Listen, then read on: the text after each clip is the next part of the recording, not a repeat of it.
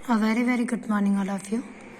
देखिए, हमने कुछ 3 से 4 लेक्चर इसके साइकोलॉजी के कर लिए हैं और अभी हम जो नेक्स्ट टॉपिक पढ़ेंगे वो भारत में मनोविज्ञान का विकास किस तरह हुआ, कहाँ पे इसका जो लैब वगैरह है कहाँ डेवलप हुआ। तो सबसे पहले देखिए, भारतीय मनोविज्ञान का आधुनिक काल कलकत्ता विश्वविद्यालय के दर्शन शास्त्र विभाग में 1950 में है ना। सबसे पहले कहाँ हुआ था? 1950 में और कलकत्ता में हुआ था। ठीक है, प्रारंभ हुआ जहाँ प्रायोगिक मनोविज्ञान का प्रथम पाठ्यक्रम आरंभ किया गया तथा प्रथम मनोविज्ञान प्रयोगशाला स्थापित की गई। ठीक है, तो सबसे यहाँ से क्वेश्चन क्या बनेगा कि आपका आधुनिक काल का जो अभी दर्शन शास्त्र विभाग है वो 1950 में प्रारंभ किया था और कहाँ पे? कलकत्ता यूनिवर्सिटी में। ठीक है, इसके बाद देखिए 1916 कलकत्ता विश्वविद्यालय में प्रथम मनोविज्ञान विभाग की स्थापना की गई। ये टॉपिक भी आपके लिए इम्पोर्टेंट है। नेक्स्ट आपका 1938 में अनुप्रयुक्त यानी अप्लाइड मनोविज्ञान का विभाग प्रारंभ किया गया। इसके बाद देखिए मनोविज्ञान की शाखाएं कि आपका जो मनोविज्ञान है उसकी कौन कौन सी शाखाएं हैं। 2 तरह की होती है, एक तो अप्लाइड साइकोलॉजी और एक आपका थेरेटिकल साइकोलॉजी। ठीक है, तो अप्लाइड में क्या क्या आता है और थेरेटिकल में क्या क्या आता है। थेरेटिकली सिर्फ आपको ज्ञान ग्रहण कराता है ना। अप्लाइड आपको वहाँ पे अप्लाई करना सिखा देता है कि किस तरह से आपको उस चीज़ को अप्लाई करना है। एक तो हम कहते हैं ना, एक थेरेटिकली नॉलेज लेना और एक प्रैक्टिकली नॉलेज लेना, दोनों में बहुत डिफरेंस है। जैसा कि हम फिज़िक्स भी पढ़ते हैं तो फिज़िक्स में जैसे आपने मीटर ब्रिज एक आपका टॉपिक है चैप्टर 3 में, आपने वैसे उसको ऑरली पढ़ लिया है कि आपको 1 मीटर का वायर दे रखा है और आपको नल पॉइंट वहाँ पे डिफाइन करना है जहाँ गैल्वेनोमीटर का डिफ्लेक्शन 0 आ रहा है। तो एक तो आप सिर्फ थ्योरी पढ़ रहे हो बुक से, एक आप उसको यहाँ पे प्रैक्टिकली करके देख रहे हो लैब में, तो दोनों में बहुत डिफरेंस है। आपको वो चीज़ बिल्कुल एकदम से फिट हो जाएगी माइंड में।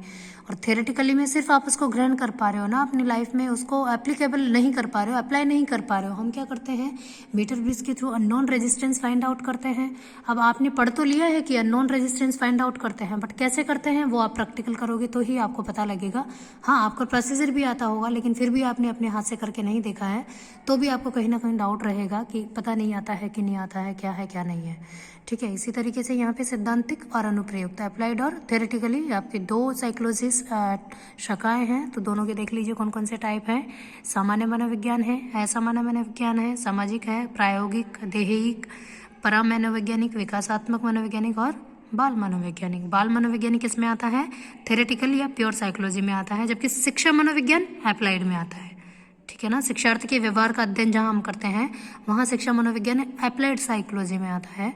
तो इस तरीके से ये इनकी ब्रांचेस है 2 तरह की और दोनों के यहाँ पे आपको दे रखा है किस तरह से। अब देखिए मनोविज्ञान का विकास, संप्रदाय, इतिहास। मनोविज्ञान का प्रथम संप्रदाय संरचनावाद था जो कि वुंट और टिचनर द्वारा स्थापित किया गया। बेसिकली वुंट जो थे इनके वुंट के जो शिष्य थे टिचनर, उन्होंने ही किया था, बट वो गुरु थे तो उनको उनका नाम दे दिया गया।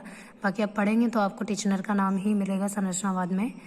तो मनोविज्ञान का प्रथम संप्रदायवाद संरचनावाद था जो कि वुंट और टिचनर द्वारा स्थापित किया गया। मनोविज्ञान का वैज्ञानिक काल 1879 ईस्वी से शुरू किया गया। इस वर्ष विलियम वुंट ने जर्मनी के लिप्जिग में पहली मनोवैज्ञानिक प्रयोगशाला, ये भी इंपॉर्टेंट क्वेश्चन बन सकता है आपका यहाँ से, कि विलियम वुंट ने जर्मनी के लिप्जिग शहर में फर्स्ट साइकोलॉजिकल लैब ओपन किया था। संरचनावाद के पश्चात कई स्कूल संप्रदायों का उदय हुआ। सबसे पहले आपको अगर आपका स्ट्रक्चर आपको अगर सीरियल वाइज लिखना है तो सबसे पहले आपको ध्यान रखना है संरचनावाद ही आता है। उसके बाद भले आप कैसे भी लिख दो, लेकिन सबसे फर्स्ट जो है वो संरचनावाद या अस्तित्ववाद या अंतर्निरीक्षणवाद, इसके 3 नाम हैं, तीनों आपको ध्यान रखने हैं क्योंकि पेपर में कुछ भी लिखा हुआ आ सकता है। तो स्ट्रक्चरलिज्म को विलियम वुंट और टिचनर द्वारा समर्थन दिया गया। संरचनावाद स्कूल को विंट के शिष्य टिचनर द्वारा अमेरिका के कार्नेल विश्वविद्यालय में 1892 में प्रारंभ किया गया। संरचनावाद के अनुसार मनोविज्ञान की विषय वस्तु चेतन अनुभूति थी। चेतना से तात्पर्य उन सभी अनुभवों से था जो व्यक्ति में एक दिए हुए क्षण में उपस्थित होता है। तो ये आपको थ्योरी है, ये आपको एकदम से बिल्कुल जैसा लिखा हुआ है वैसा लिखना भी है और इसको पढ़ना भी। ठीक है, तो टिचनर ने चेतना के 3 तत्व बताए। ये आपको ध्यान रखना है कि कौन कौन से तत्व, आपको 4 दे देगा, आपसे पूछेगा कौन सा नहीं है ना। सेंसेशन, फीलिंग, अफेक्शन या फिर इमेज। कौन कौन से 3 तत्व देखिए, संवेदन, भाव या अनुराग, दोनों बात एक ही है, सेंसेशन और फीलिंग। संवेदन सेंसेशन फर्स्ट है, फिर आपका अनुराग आता है और उसके बाद प्रतिमा या प्रतिबिंब है ना, इमेज, सेंसेशंस, फीलिंग और इमेज। ये 3 आपके तत्व हैं जो कि टिचनर ने चेतना के तत्व बताए थे इनको। मानसिक प्रक्रियाओं का अध्ययन। वुंट के समय में मनोवैज्ञानिक अंतर्निरीक्षण यानी सेल्फ खुद का निरीक्षण करना, तो मन की संरचना का विश्लेषण कर रहे थे, इसलिए इन्हें संरचनावादी कहा गया।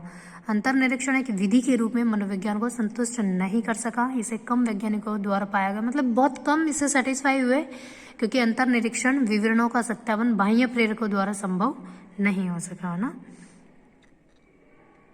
तो ये फेल हो गया था, और जो मैंने नोट लगा के लिखा हुआ है ये आपको सही से लर्न कर लेना है। वुंट ने कभी संरचनावाद शब्द का प्रयोग नहीं किया, टिचनर ने किया। मैंने कहा ना आपको कि वुंट ने कभी नहीं बोला था संरचनावाद कुछ होता है। इनके एक शिष्य थे टिचनर, उन्होंने कहा था। वुंट ने अपने विचारों को वॉलंटियरिज्म नाम दिया। वॉलंटियर होते हैं ना, वॉलंटियर खुद, वही सेल्फ निरीक्षण है ना, वॉलंटियरिज्म में नाम दिया। अन्य समर्थक इसके वेबर थे, फेकनर थे, हेल्महोल्ट्ज थे। तो इस तरह से ये संरचनावाद आपका कंटेंट जो है इतना सफिशिएंट है आप इसको, लेकिन इसमें से एक शब्द भी आपको यहाँ से नहीं छूटना चाहिए, आपको सब कुछ आना चाहिए। इसके बाद आपका प्रकार्यवाद या कार्यवाद, फंक्शनलिज्म। तो कार्य कहाँ करते हो आप, जिम में करते हो। इसका ट्रिक जो है वो आप यहाँ से देख सकते हो। कार्य करने के लिए जिम यानी विलियम जेम्स जाना ज़रूरी है। तो इसके जो संस्थापक थे वो आपके